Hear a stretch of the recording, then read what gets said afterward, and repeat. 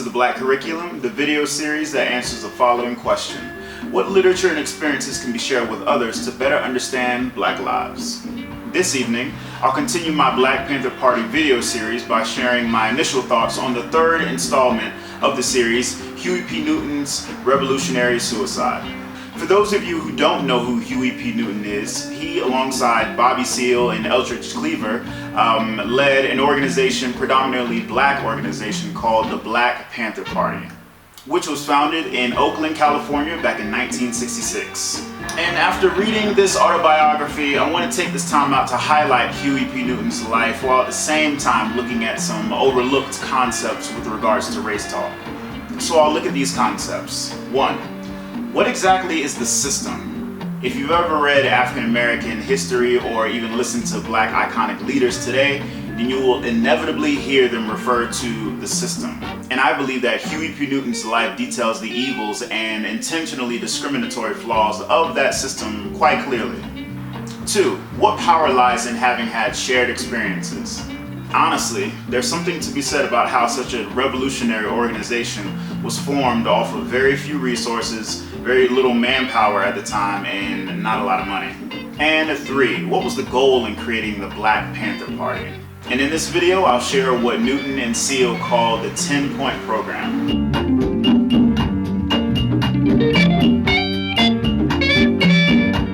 Now, according to Webster's dictionary, and any other black conscious person on this planet, the word system can be defined as an organized set of doctrines, ideas, and principles, usually set to explain the arrangement of workings as a whole.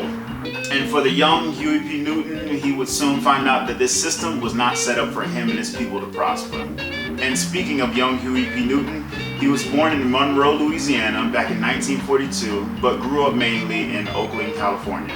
And he first caught wind of the system by reflecting on the debilitating nature of the school system that he grew up in. Now you see, at that time, the school system wasn't a place where black students would hear the truth about their ancestry, be encouraged after being exposed to the arts and sciences, and it definitely wasn't a place where they were reaffirmed and encouraged to learn in general. In fact, it was quite the opposite. Now, because of the dehumanizing nature that black Americans were subjected to overtly at that point, the school system was just another thing that let them know their place in the world according to those who benefited from the system mainly, white Americans. Now, everyone can agree that schooling can shape your growth, especially at a young age. It can foster impressionable experiences and ultimately inspire you or discourage you from learning. And that's the thing, education was only part of that system. The other part, well, it gets real. Similar to many other black and brown people in America, Newton would soon become subject to the criminal justice system. Now, in the autobiography, one of his most pivotal moments as a leader was when he was incarcerated after being accused of killing Officer John Frey. Coincidentally, this was not his first run-in with the law. As a matter of fact, back in 1968, he had just finished serving time after being convicted of assaulting a man named Odell Lee. Fortunately, the book detailed the difficulties of having your voice or testimony heard in the court of law as a black man. Who will represent you? Who's on the jury? What exactly am I being accused of? And you see, these questions lend themselves to an even bigger query. How useful is any system, whether school or criminal, if it's unfair, unreliable, and inconsistent?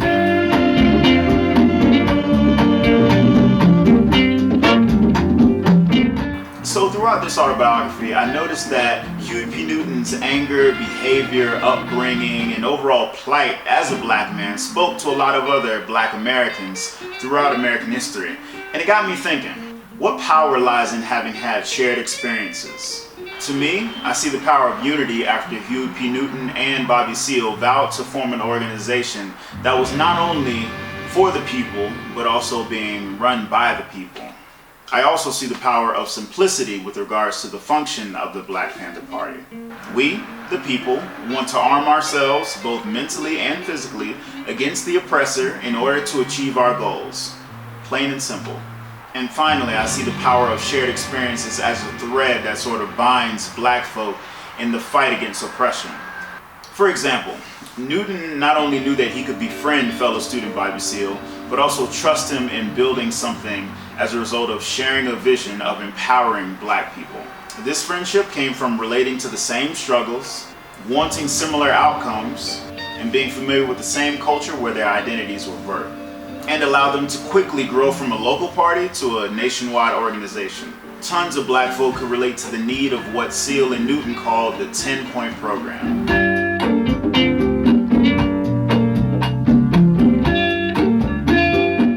Now the following is a list of goals that Seal and Newton comprised in order to empower Black people nationwide. Now, while I show these points, let me know in the comment section if you feel that they are still relevant today.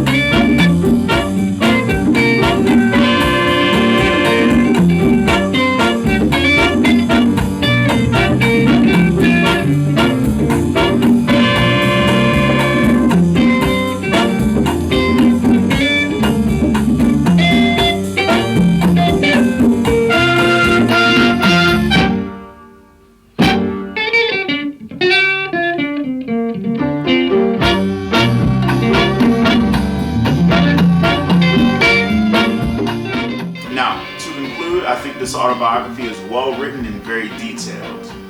After reading it, I walked away with a better understanding of who he was and how he came to lead such a polarizing organization. And whether you agree with what he practiced or not, I still recommend this highly noteworthy piece of Black American history. This has been the Black Curriculum.